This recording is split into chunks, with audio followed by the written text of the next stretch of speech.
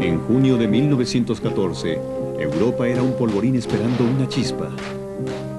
Una chispa que podría iniciar la guerra en el mundo.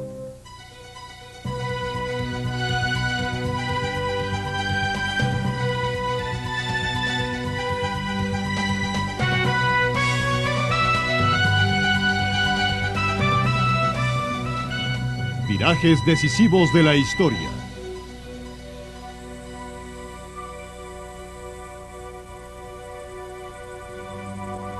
El golpe que inició la Gran Guerra.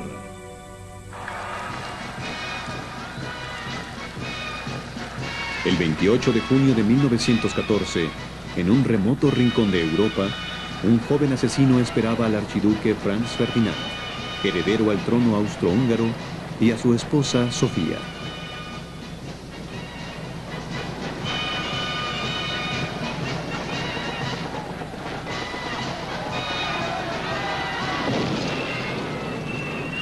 La bomba no dio en el blanco. Se anunció el desastre. En mayo de 1910, en el funeral del rey de Inglaterra, Eduardo VII, Europa estaba en paz. Pero no por mucho.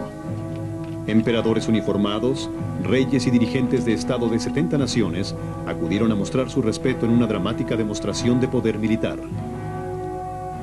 Fue la reunión más grande de realeza que el mundo haya presenciado. Detrás de la fachada de amistad, cada grupo poderoso se preocupaba por salvaguardar sus propios intereses. Bretaña, Francia y la Rusia zarista estaban unidos en su necesidad de proteger sus vastos imperios. Se encontraba cercada la fortaleza de Alemania y Austria-Hungría. Soñaban con la dominación europea. Se rearmaron naves de guerra. Ejércitos que décadas atrás tenían una fuerza de 200 habían aumentado a millones. Para 1914, Europa comenzaba la primera carrera armamentista.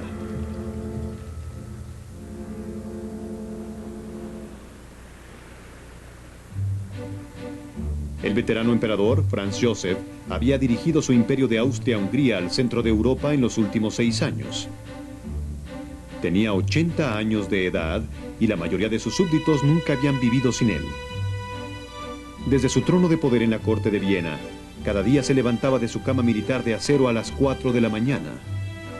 Mantuvo a su decadente imperio unido por la viva fuerza de su autoridad. Después de que su hijo se suicidó, nombró a su sobrino Franz Ferdinand como heredero al trono. Ferdinand odiaba Viena y prefería vivir en el castillo de cuento de hadas de Konopiste en las afueras cerca de Praga. Alejado de la rígida etiqueta de Viena, invitó a personas importantes para disfrutar del castillo y sus alrededores.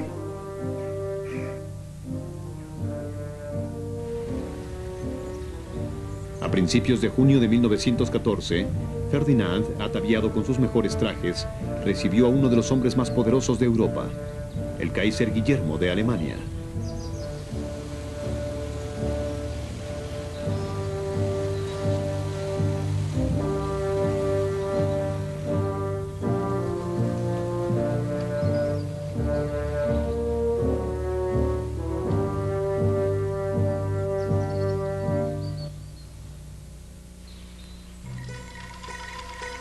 El Kaiser Guillermo creía firmemente en la alianza entre Alemania y Austria-Hungría.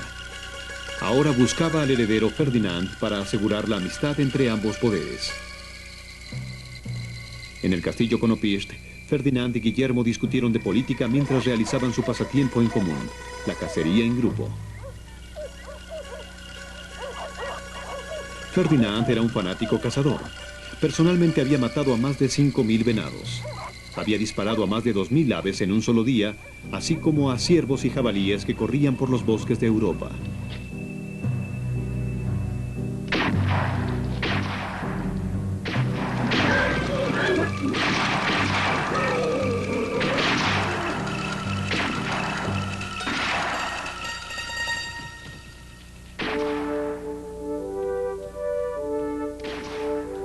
Miles de tropas hicieron línea en los corredores del castillo.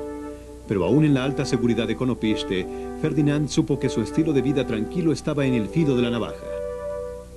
No tenía duda de en dónde se encontraban sus enemigos.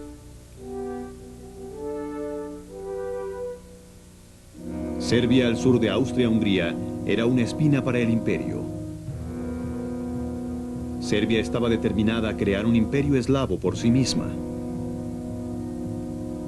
En 1908, Austria-Hungría se había anexado la vecina provincia, Bosnia-Herzegovina, dominada por serbios. Hubo repercusiones violentas. Las ambiciones de Serbia se habían frustrado. Se convirtió en un poderoso enemigo. Tras puertas cerradas en Serbia y Bosnia-Herzegovina, puestos fronterizos de Europa, surgió una organización secreta llamada la Mano Negra. Con jóvenes estudiantes idealistas y empobrecidos campesinos, la Mano Negra demandaba el último sacrificio de sus jóvenes miembros: la victoria o la muerte. El objetivo de la organización: liberar a sus hermanos serbios oprimidos de la dominación austrohúngara, además de la unificación serbia por medio de actividades terroristas. Como futuro emperador de toda Austria-Hungría, Ferdinand era uno de los blancos principales de la Mano Negra.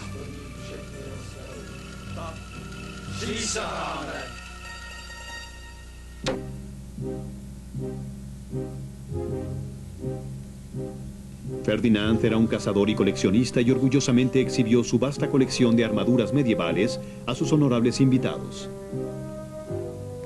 En junio de 1914, Ferdinand planeó inspeccionar personalmente las maniobras militares del imperio que debían llevarse a cabo en la capital de Bosnia-Herzegovina, Sarajevo. Visitaría la problemática provincia en su posición de inspector general de las Fuerzas Armadas.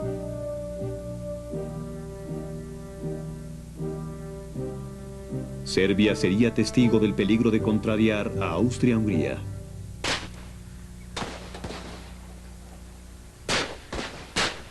Cuando la Mano Negra escuchó la propuesta de Ferdinand de visitar Sarajevo, comenzaron los preparativos para asesinar al archiduque. Entre los asesinos en potencia se encontraban dos amigos, Nedjeljko Kabrinović y Gavrilo Princip. Como muchos reclutas eran jóvenes, pobres y destructivos. Vieron su oportunidad de deshacerse del más grande enemigo de Serbia.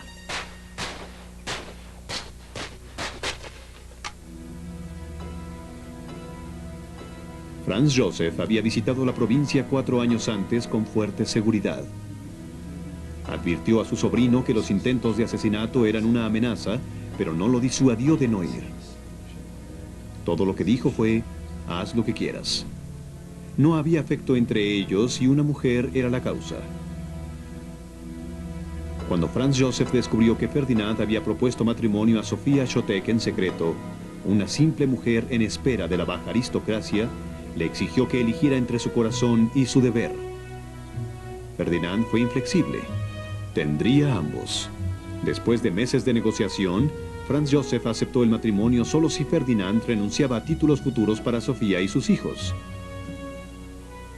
Ninguno de los dos lo olvidaría o lo perdonaría. Ferdinand vivió con Sofía y sus 3 hijos, Sofía, Maximiliano y Ernesto. Dijo: casarme con Sofía fue lo más inteligente que he hecho.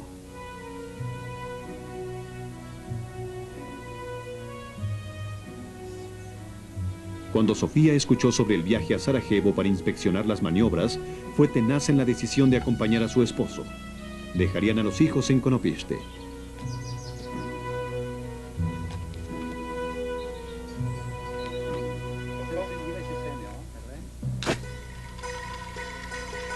Mientras tanto, los jóvenes asesinos de la Mano Negra habían escuchado que Ferdinand y su esposa conducirían por las calles de Sarajevo en un auto abierto. Planearon las posiciones claves para cada hombre. Princip estaría fuera de la tienda Schiller. Kabrinović en uno de los puentes en Apple Key. Entre ellos tendrían la ruta cubierta.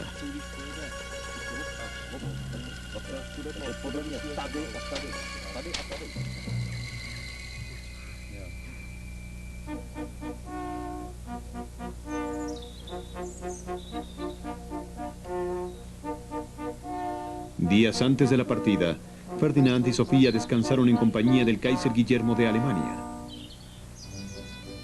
Al final de su visita, Ferdinand estaba seguro del apoyo del Kaiser contra Serbia y por su parte Sofía disfrutó de la compañía de Guillermo.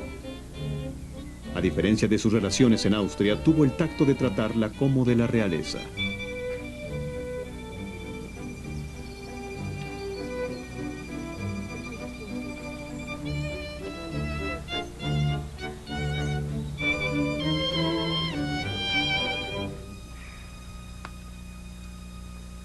Mientras tanto, los asesinos estaban listos para la visita real.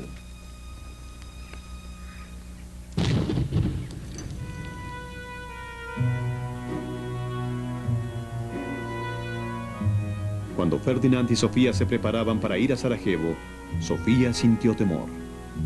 El odio de Serbia por Austria-Hungría, el heredero al trono, Ferdinand y todo lo que tenía planeado, era bien sabido por ella. Temía por su vida. Pero si había peligro, no pensaba dejar a su esposo solo.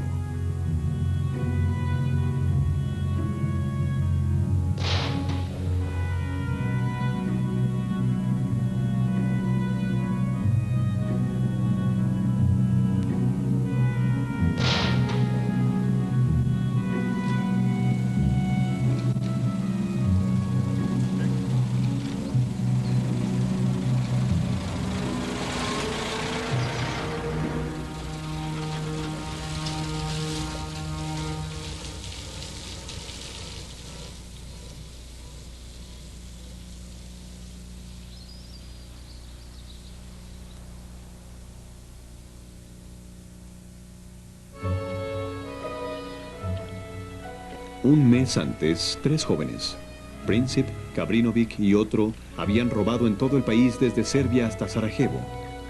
Armados con pistolas, bombas y cantidades de cianuro de Belgrado, evadieron uniformados y policías emprendiendo el camino a hurtadillas por el país hacia Sarajevo.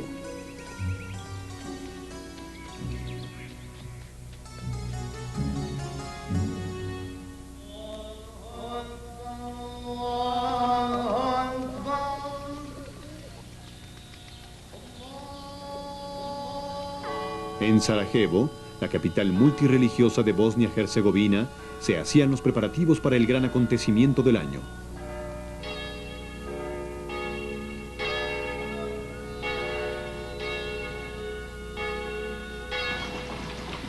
Multitudes abarrotaron el cosmopolita centro desde las próximas Croacia y Serbia para poder ver a la pareja real.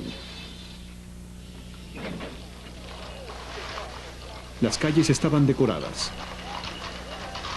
En un serio plan de seguridad, la ruta exacta de los movimientos de la realeza se anunciaron en pizarras por toda la ciudad. La seguridad era responsabilidad del gobernador bosnio, el general Potiorek. Como miles de fuerzas reales estaban preparadas para las maniobras, se olvidaron de la ciudad y la protección quedó en manos de la diminuta fuerza de policía. El gobernador estaba seguro que la multitud no sería una amenaza.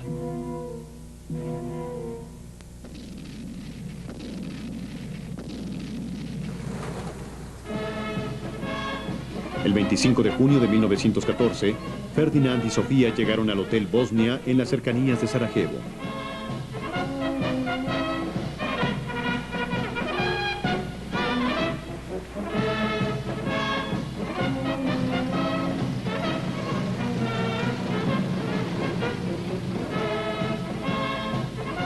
Sofía comenzaría 2 días de visitas oficiales a orfanatos, escuelas e iglesias de Sarajevo.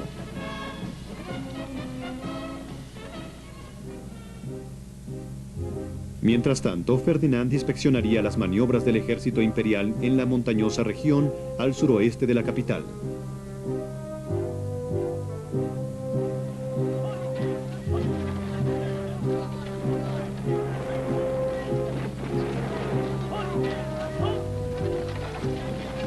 Participaron 22.000 tropas. El 15º batallón bosnio se enfrentó al 16º batallón croata. El gobernador general Potiorek estaba al mando de todo.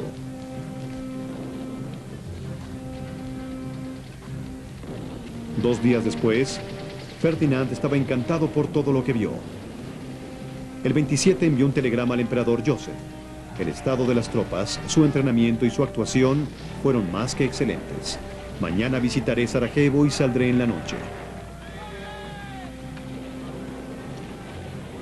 Ferdinand estaba seguro de una cálida bienvenida.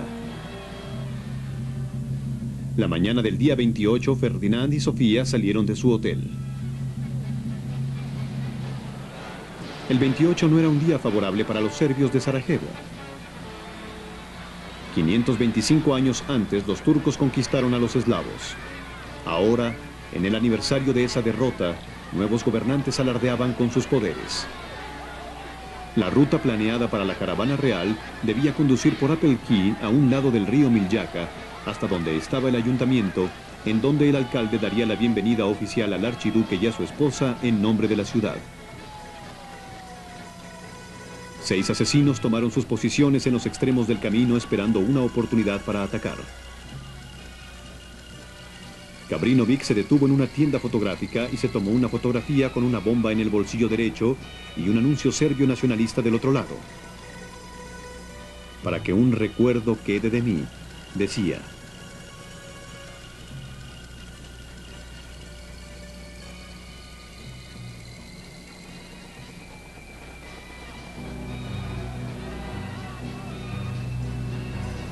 A las 10:15 por el río Kumurja, Gabrinović puso en prueba su valor.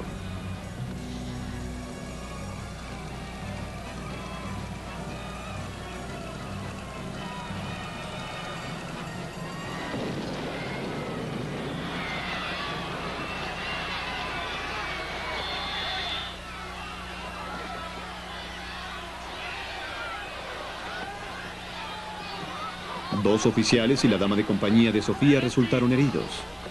Ferdinand y Sofía se sobresaltaron, pero estaban ilesos. Los condujeron rápidamente de las caóticas calles al ayuntamiento.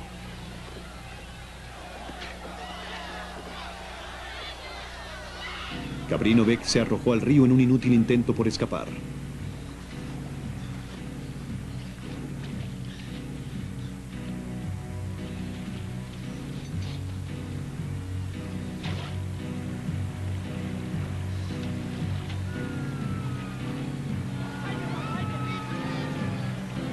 Cuando estuvo frente a sus captores, se tomó el cianuro.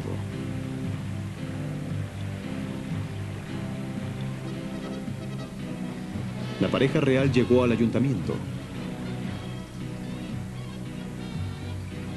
El alcalde se preparó para recibirlos. Nuestros corazones están plenos de felicidad por la agraciada visita con la cual Su Alteza nos ha dignado para honrar la capital. Ferdinand interrumpió. Alcalde, ¿qué certeza hay en sus discursos? Vengo a Sarajevo en una visita amistosa y alguien me arroja una bomba. Es increíble.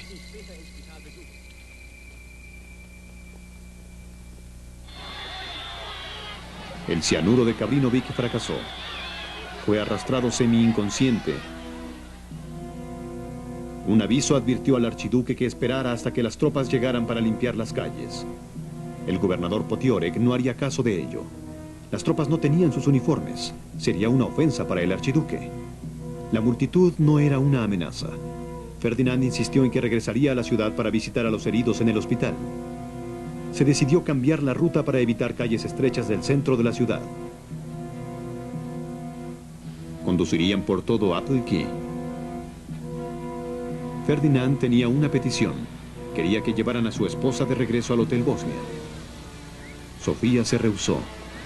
Dijo, mientras mi esposo aparezca en público hoy, no lo dejaré. A las 10:45 de la mañana, el auto principal salió de Apelki hacia la calle Joseph, frente a la tienda Schiller. Nadie le avisó al chofer del cambio de planes. El auto de Ferdinand y Sofía avanzaba cuando el general Potiorek gritó al chofer que continuara por aquí. Gavrilo Princip vio su oportunidad. Los tiros dieron en el blanco. Las últimas palabras de Ferdinand fueron para su esposa. Sofía, vive por nuestros hijos.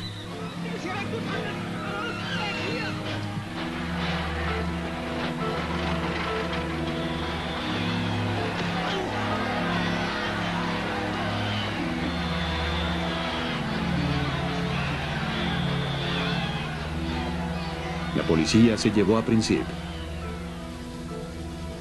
El archiduque tenía un disparo en el cuello. El heredero al trono de Austria-Hungría murió 10 minutos después de la mujer que amaba. El matrimonio había iniciado con una intriga y el desprecio imperial terminado en tragedia.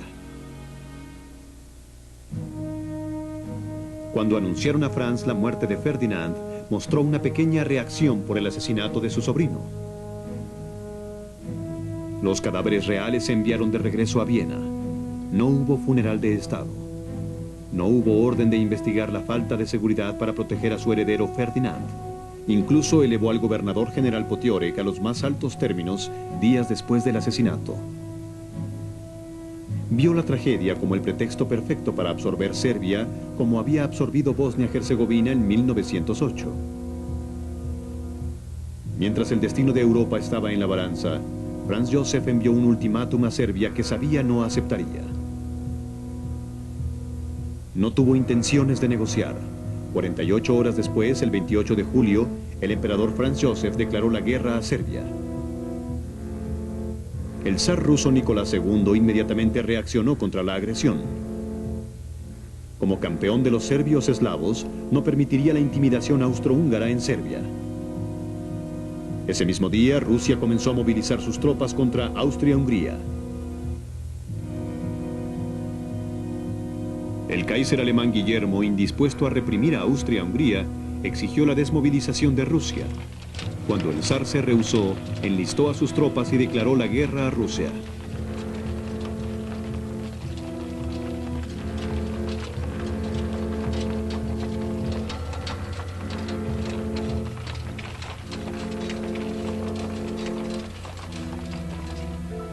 Con Rusia, Alemania y Austria-Hungría en conflicto, la presión de la guerra estaba presente. Alemania declaró la guerra a Francia, aliado de Rusia, el 3 de agosto. Al día siguiente, Alemania avanzó por Bélgica, que era neutral, hacia Francia. Bretaña decidió proteger a Bélgica. Entró en el conflicto. Para la medianoche del 4 de agosto no había forma de detener una guerra a gran escala.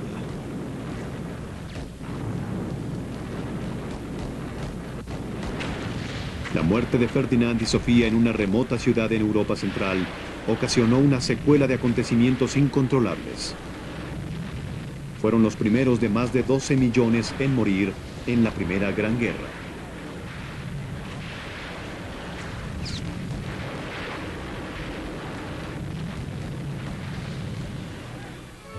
En Serbia, en los meses y años que siguieron al asesinato, miles morirían. No vivirían para ver la unificación con Bosnia y Croacia en un nuevo país, Yugoslavia.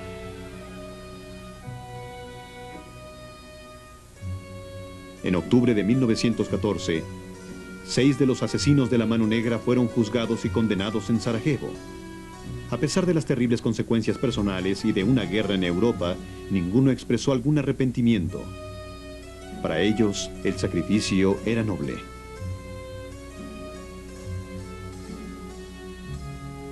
...20 años de prisión. Algunos afortunados sobrevivieron. La mayoría murió en prisión o en el patíbulo.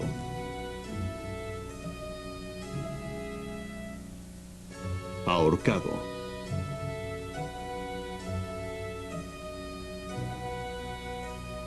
Gavrilo Princip murió en su celda en 1918. 2 años después, sus restos se transfirieron a Sarajevo, en donde se convirtió en una especie de héroe nacional. Fuera de la tienda Schiller, donde hizo el mortal disparo, una inscripción de oro dice: en este histórico lugar, Gavrilo Princip inició la libertad en el día de San Vito, junio 28 de 1914.